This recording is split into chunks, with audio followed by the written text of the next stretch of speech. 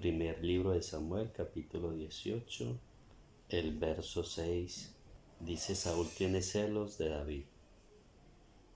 Aconteció cuando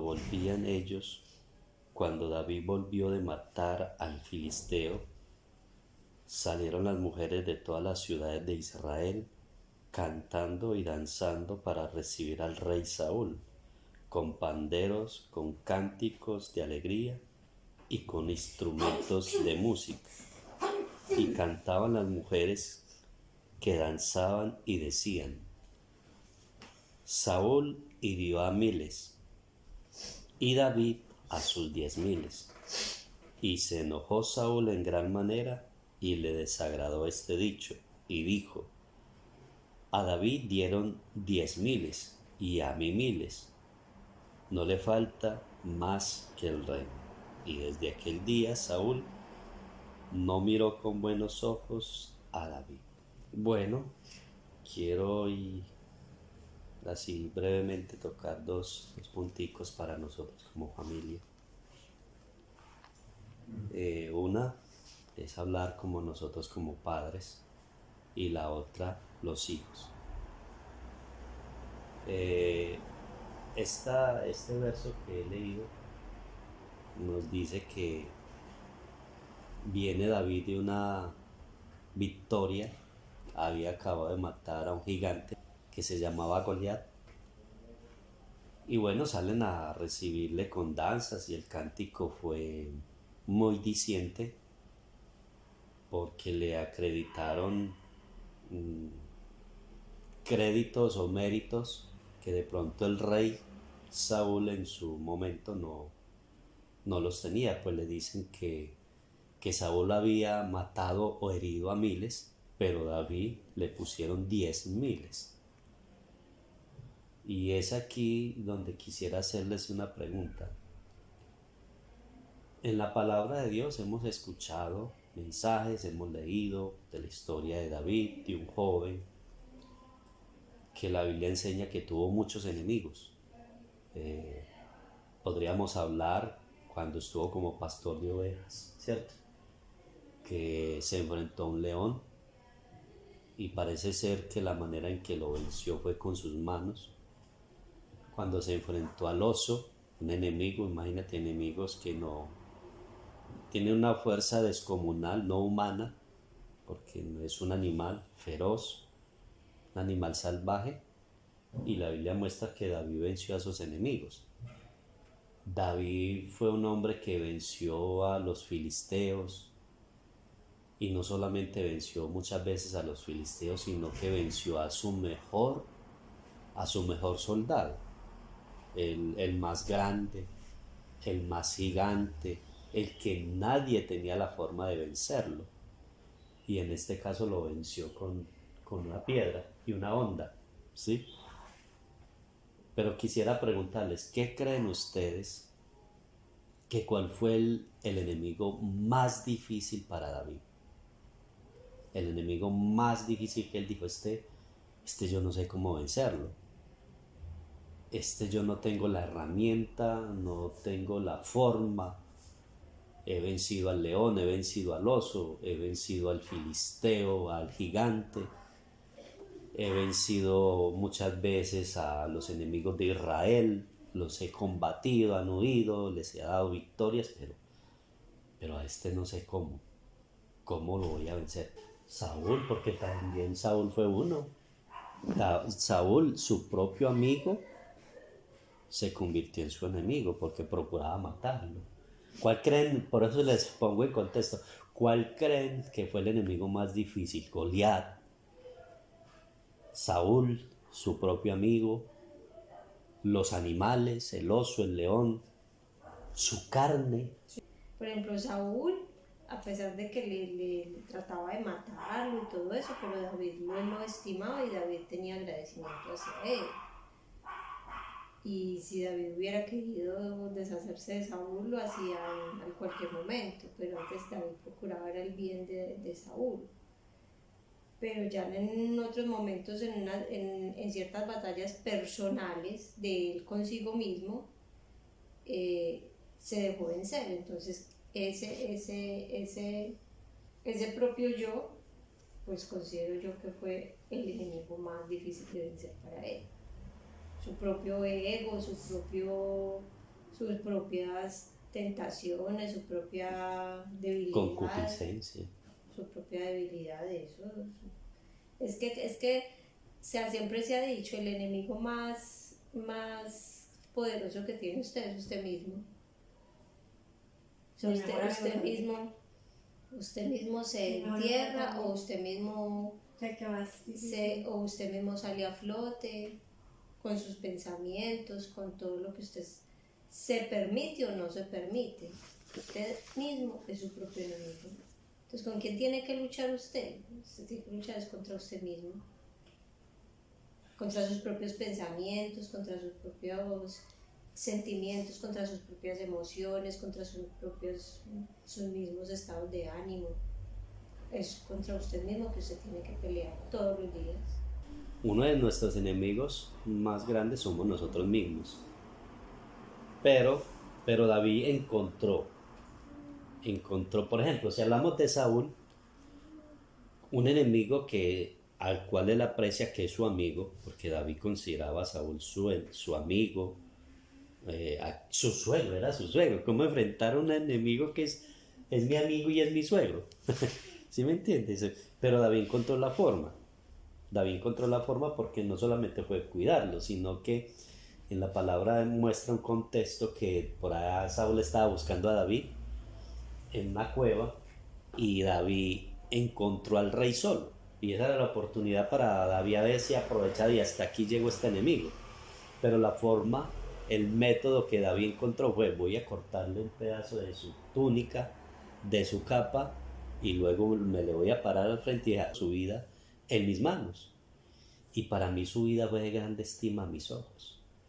Y ahí ese verso es tremendo lo que luego dice, porque luego David le dice: así yo espero que mi vida sea de grande estima a los ojos de Dios. O sea, no le dijo ante tus ojos, sino ante los ojos de Dios. O sea, que como yo te he cuidado a ti porque vi tu vida de grande estima ante mis ojos, que así sea mi vida para Dios. O sea, David fue un hombre, o sea, mire la forma en cómo venció a ese enemigo. Desde ese momento Saúl dijo: no, yo no, tú eres más bueno que yo la verdad soy malo. Y venció a ese enemigo. Pero la manera tan linda, sí, la manera en que venció a ese enemigo. Uno diría: no, matándolo, pero no, mira esa manera. También podríamos decir, ahora si hablamos de la carne, David encontró ese enemigo en su propia carne, pero también la Biblia muestra que fue un hombre que también encontró la forma de cómo vencer esa carne, ¿sí? Reconoció su pecado, pidió a Dios que creara en él un corazón nuevo, un espíritu recto, ¿sí? Y encontró esa forma en que Dios lo renovara, ¿sí? Pero hay un enemigo que la Biblia muestra que David no encontró la forma, como que parece ser que no, aquí yo no sé qué hacer. Y ese es el que les quiero mencionar. ¿Y por qué decía que quiero mencionarlo como padres? Porque el enemigo que a David se le levantó fue su propio hijo, uno de sus propios hijos. ¿Qué forma, cómo puedo yo, tantas experiencias, tantas formas de vencer a mis enemigos, y luego levantarse uno en la propia casa, en la propia familia? Ya no es un amigo, ya no es el suegro, sino su hijo, un hijo que es tan amado, un hijo que para uno siempre prefiere el bienestar del hijo que uno mismo, ¿cierto? Y ese fue el enemigo que David tuvo, que como padre parece ser que no encontró la forma de vencerlo, a pesar de tantas experiencias tenidas en la guerra, en las batallas. A pesar de haber tenido tantos enemigos, no le sirvió la experiencia que tuvo con el león, ni con el oso, ni con Saúl, ni con los filisteos. Es decir, que David como padre dijo: aquí estoy indefenso, ¿yo qué hago aquí? Porque resulta que un hijo llamado Absalón se levantó y le hizo contrapeso a su propio padre. Como David tuvo muchos hijos, muchas mujeres y tuvo muchos hijos, uno de ellos era Absalón. Y Absalón empezó a hablar mal de su padre, que su padre no tenía tiempo para atender al pueblo, que no le prestaba atención al pueblo, que descuidaba al pueblo, ¿sí? Entonces hizo ver a David como un mal padre, y la Biblia sí muestra eso, que David no fue muy buen padre. David fue un padre que se les ordenó el hogar de una manera impresionante. Y lo que mencionaba hace 8 días de las familias, pues esta fue una de esas familias que uno dice, ¿qué se puede hacer con una familia? ¿Sí? Esto fue una familia muy, muy desordenada. Hermanos envidiosos, hermanos que mataron a unos contra el otro, y ahora un hijo que se levanta contra David, y a David le toca salir huyendo, y le tocó dejarle algunas mujeres, y luego ese hijo tomaría esas mujeres para él. O sea, cómo enfrentar a ese enemigo. Ese fue su enemigo más difícil para David, porque David en ese caso, ¿cómo va a procurar decir, no, vamos a enfrentar, yo tengo aquí un ejército muy grande y preparado, vamos y enfrentemos a mi enemigo, sabiendo que es su hijo? Vamos a hacer algo, la guerra, y que muera. Es que es su hijo. O sea, es ahí donde considero que fue uno de los enemigos más difíciles para David, ¿no? Porque era su propio hijo, su propia sangre, por quien él todos los días lo veía caminar, crecer, de llamarlo, decirle papá una cosa, la otra, y llegar a un momento de esos cuando ya es grande, cuando ya el hijo toma decisiones y se quiere rebelar contra su padre y lo ve como un enemigo. Y procura el hijo matar a su padre. Es que es increíble, ¿sí? O sea, fue un enemigo que David, bueno, yo aquí no sé qué hacer, y le tocó salir huyendo. Entonces aquí también podemos tomar muchas cosas para nosotros. Hay enemigos que nos vamos a enfrentar. Ahí hemos tenido experiencias y cosas lindas en Dios, pero hay cosas que nos van a ir llegando en la vida, en el diario vivir, que no nos van a servir las cosas que tuvimos en el pasado, y tenemos que buscar la presencia de Dios para que nos ayude. Por eso nuestra vida siempre debe estar ligada a Dios, porque David, aunque cometió pecado, nunca se desligó de Dios. Siempre dijo, no, yo tengo que volver a Dios, o no me puedo alejar de esto, porque yo cometí esto, me voy allá, no, yo tengo que volver a Dios que me ayude. ¿Cómo voy a vencer a mi suegro? Voy a buscar a Dios que me dé la sabiduría. Es ahí donde David, bueno, Señor, ¿y aquí qué hago? Y bueno, no fue fácil para David, porque fue algo, el ejército que tenía David, en una de esas, pues, claro, tomaron a Absalón, y la Biblia dice que en una de esas persecuciones, como Absalón tenía un cabello muy largo, se enredó en un árbol cuando iba montado en su caballo. Se enredó en su cabellera en un árbol y quedó colgando, y dice que uno del ejército de David vino y lo mató. Pero fue una noticia que para David le dolió mucho, porque David nunca quiso eso. David nunca quiso la vida de su hijo. Él siempre estuvo dispuesto a que se quedara él con el reino, pero que tuviese vida, que siguiera adelante, que siguiera su vida. Pero muestra que David no tuvo cómo vencer a ese enemigo. Entonces, eso, qué bueno poder nosotros meditar de esta semana, reflexionar sobre eso, y qué nos podríamos extraer nosotros de ahí, qué podríamos hacer nosotros como padres, o las diferentes adversidades que nos presenta la vida en el hogar, en los enemigos que nos van apareciendo, que nos van surgiendo, ya sea en lo personal, con los hijos. O sea, aquí hay muchas cosas para nosotros meditar. Yo esta semana he estado meditando en eso, pero he venido reflexionando sobre eso, porque quiero traer cosas para mi vida y que Dios me ayude a enfrentar los enemigos que hoy en día tengo, ¿sí? Pero si a mí me pasara una cosa como esas, ¿qué haría yo? ¿Sí? Y ahora, ya para terminar la reflexión, pues quiero llegar a esos dos ejemplos de dos hijos que tuvo David. Y es aquí donde quiero tocarte a ti como hija. ¿Qué es más importante en la vida? ¿La belleza, la perfección física, o la inteligencia, la sabiduría, el conocimiento? Hoy en día estamos en una sociedad donde el físico es muy importante. Pero también no podemos negar que hay personas que de pronto no tienen un físico, una apariencia según los estándares del mundo actual, pero que son personas con una mente brillante, con mucho conocimiento, con muchos estudios, con mucha capacitación. Y puede ser que físicamente no tienen los estándares que el mundo pide, pero han logrado muchas cosas en la vida, ¿cierto? Entonces David tuvo el privilegio de tener entre todos tantos hijos que tuvo uno que la Biblia describe, es el único que la Biblia describe con una perfección física impresionante, o sea, no tenía ningún defecto físico, ninguno. Sus ojos, sus cejas, o sea, tanto que lo miraban por donde quieras y sus pies, no, todo en él era perfecto. O sea, ese hombre era hermosísimo.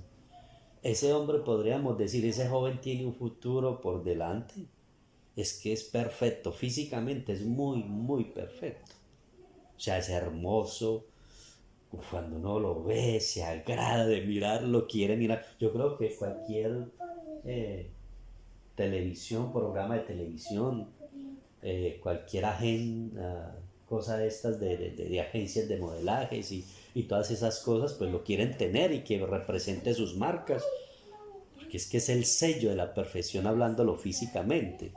Es que ningún otro personaje de la Biblia ha dicho algo así como lo dice de Absalón, ¿sí? Era Absalón, el que se rebeló contra su padre.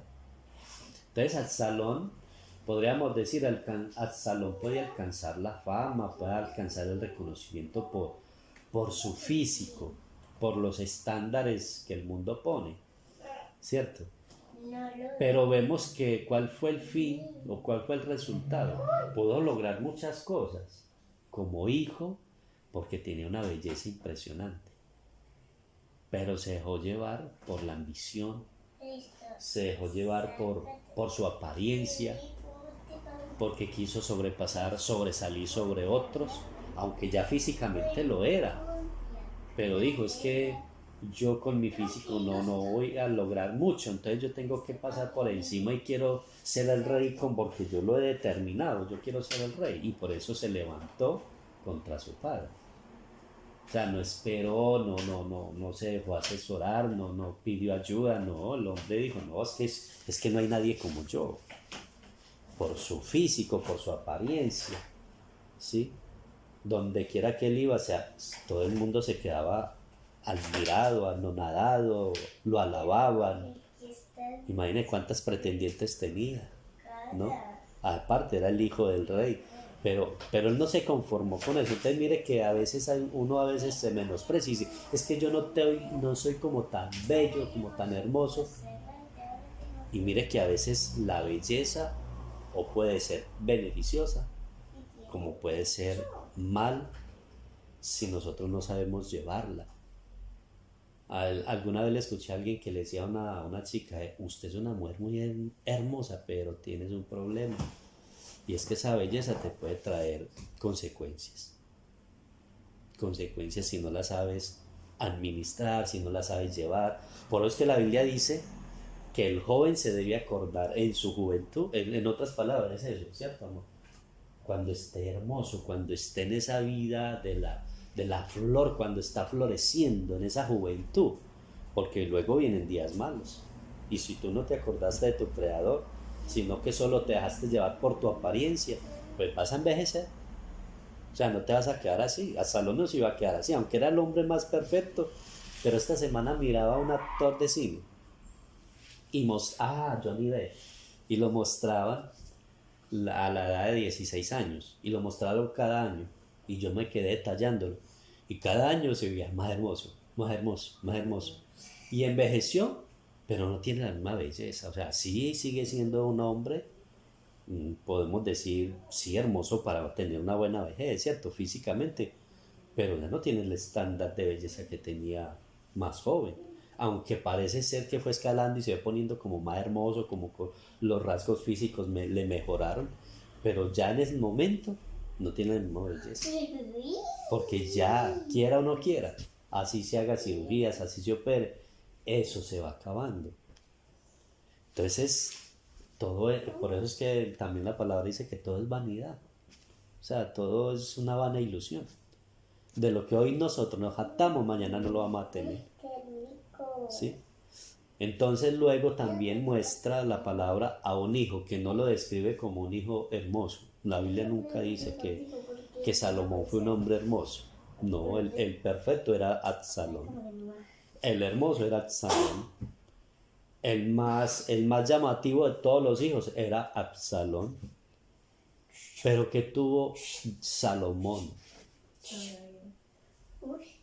No es que tuvo, o sea, eso fue lo que alcanzó. Pero lo que tuvo Salomón fue algo que a Absalón le faltó. ¿Qué le faltó a Absalón? Obedecer a sus padres.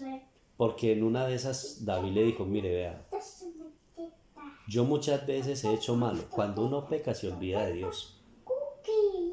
Eso fue lo que David le dijo a Salomón. Cuídese no olvidarse de Dios como me he olvidado yo. Cuando a veces saco a Dios en ciertas horas, en dichos momentos o ciertos días lo saco y luego lo tengo en cuenta. Y esos días donde yo he sacado a Dios me ha ido pésimo. Me ha ido pésimo. Y es donde David aconseja a Salomón, le dice, cuídese no olvidarse de Dios. ¿Ustedes no creen que ese mismo consejo se lo dio a Absalón? Ese mismo consejo se lo dio a sus otros hijos. Pero ahí es donde está la diferencia. Salomón no era muy hermoso, pero obedeció al consejo de su padre. Y no lo obedeció porque Salomón dijera, no, es que ¿qué ejemplo de papá tengo yo? Yo tengo el super papá. Yo tengo el mejor papá del mundo, como uno muchas veces dice, tengo el mejor papá del mundo, el papá perfecto. No, David no fue ese. La Biblia muestra que David fue un padre que cometió muchísimos errores, pero Salomón no dijo, no, pues que si usted hizo eso, ¿yo por qué no lo voy a hacer?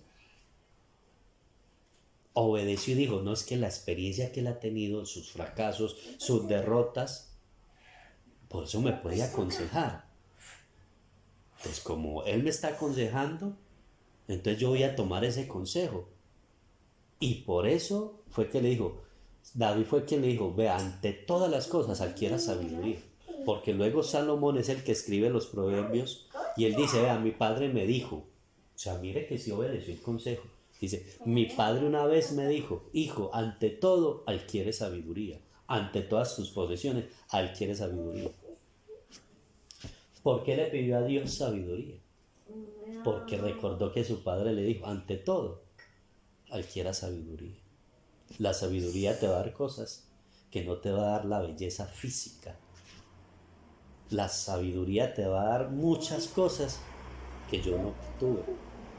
Y por eso es que la Biblia describe a Salomón como el hombre más, no solamente más sabio, sino el hombre más rico de su época. No sé si podríamos decir que sería el hombre más hasta el momento de la historia, no lo sé. Pero lo que sí podemos decir es que en ese momento no había un hombre con más fama, con más dinero, con más posiciones, con más, y no solamente eso, por la sabiduría que tenía, el hombre más reconocido, más adinerado, con más cosas, con una forma de vivir, una calidad de vida como la que tenía Salomón. Porque Salomón tuvo una calidad de vida. ¿De qué se dio eso? Comparemos esos dos hijos. Absalón, ¿cómo terminó? Y Salomón, que obedeció el consejo de su padre, no porque era perfecto, sino porque le dio un buen consejo. No se olvide de Dios y ante todo adquiera sabiduría. Y mire cuál fue el resultado de la vida de Salomón. Dice que Salomón tenía paz por todo el territorio. Ningún otro rey tenía esos privilegios que Salomón tenía. Todos los reyes levantaban murallas en las ciudades. ¿Por qué? Porque sabían que iban a hacer envidia. Si les iba bien, iban a venir a quererles robar. a robarles el tesoro, a robarles el oro, a robarles sus mujeres, a robarles su trigo, su ganado, lo que consiguieran. Entonces todos los reyes que se ascendían al trono vivían preocupados, pero Salomón nunca se preocupó por eso. Eso es calidad de vida, ¿no? Uno ser un hombre tan famoso, con tanto dinero, con tantos bienes y estar tranquilo, sin estar preocupado que viene el enemigo, porque no tuvo ningún enemigo. Salomón no tuvo esos enemigos que tuvo David. Tenía paz por toda parte. Mire la calidad de vida que tuvo Salomón. Entonces aquí nos deja una enseñanza. El enemigo más difícil que este padre tuvo fue en su propia casa. No fue por externo, no fue por fuera, fue en su propia casa. Y aquí es donde nosotros como padres tenemos que, Señor, que Dios a nosotros nos ayude. Porque vamos a tener enemigos que no son externos, son acá. Ahora, hay que entender también que David sabía.